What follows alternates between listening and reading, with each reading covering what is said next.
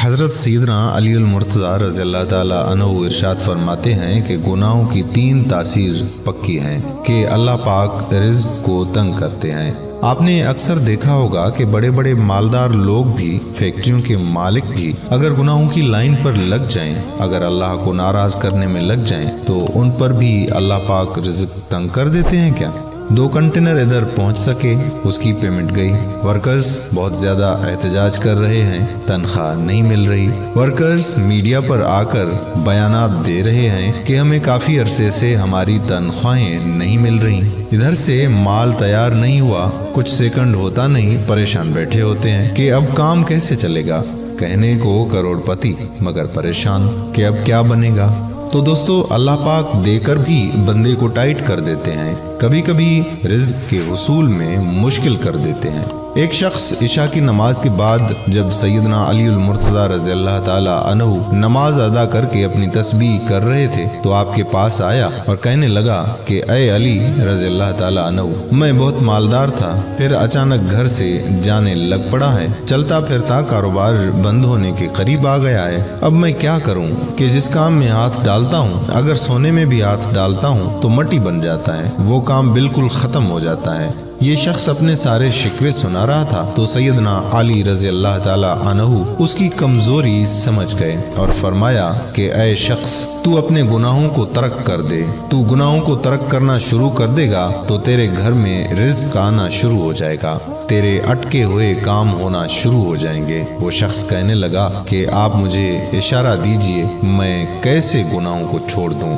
तो सैयदना अली रज़ी अल्लाह ताला अन्हु फरमाने लगे कि अपनी जिंदगी में जो रोजाना करता है और जानबूझ के करता है, अगर नमाज तू नहीं पढ़ता और जानबूझ के जब आजान होती है मस्जिद की जानिब नहीं जाता तो नमाज पढ़ना शुरू कर दें। अगर तू शराब पीता है, शराब को मुंह लगाता है तो शराब छोड़ दे। जो बुराई तू जानबूझ करके करता है वो बुराई तू छोड़ दे, वो गुनाह तू छोड़ दे। अगर कोई जाने अनजाने में तुझसे कोई गुनाह सरजद हो जाए तो रात को सोने से कबल अल्लाह से अपने गुनाहों की माफी मांगे। या अल्लाह, जो गुनाह मुझसे जाने अनजाने में हुए तो तुझे पता है, तू दिलों के राज जानता है। या अल्लाह, मेरे गुनाहों को माफ फरमा दे।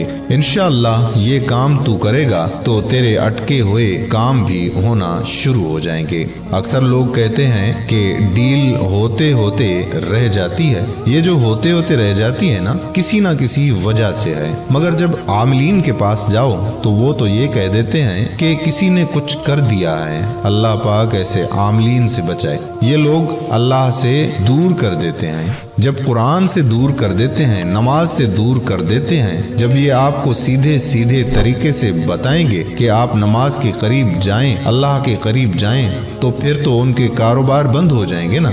इन बेचारों का तो पता ही होता है कि हमें इस लाइन पर लगा देंगे। उनके जहन में स्टोरी तो पहले से बनी हुई होगी। मेरी पुप्पो ने कुछ कर दिया, मेरी नंद ने कुछ कर दिया, चचा ने कुछ कर दिया, उल्टा ईमान खराब हो जाता है। कता रहमी के मुर्तकिब हो जाते हैं लोग। रिश्तेदारों को दुश्मन समझने लग पड़ते हैं कि किसी ने कुछ किया तो नहीं।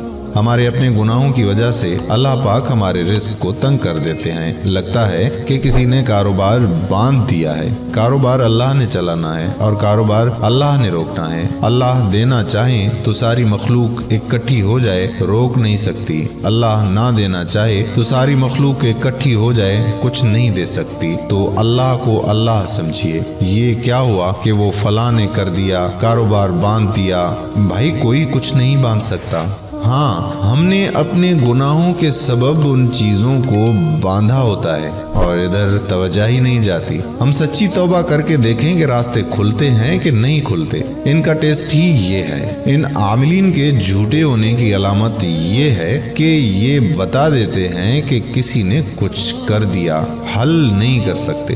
कहते हैं कि ये हल मैं कर तो रहा हूँ लेकिन किसी बड़े जबरदस्त ने ये सब कुछ किया हुआ है। तो भाई, जब आप उसका हल कर नहीं सकते तो आपकी बात क्यों माने। हाँ, हम इसका हल बताते हैं حل یہ ہے کہ تنہائی کے اندر وضو کر کے 2 رکعت نفل پڑھیے، اپنے اللہ سے صلح کر لیں کہ میرے مولا آج تک جتنے گناہ کیے میں سب سے توبہ کرتا ہوں، میں آج کے بعد نافرمانی نہیں کروں گا۔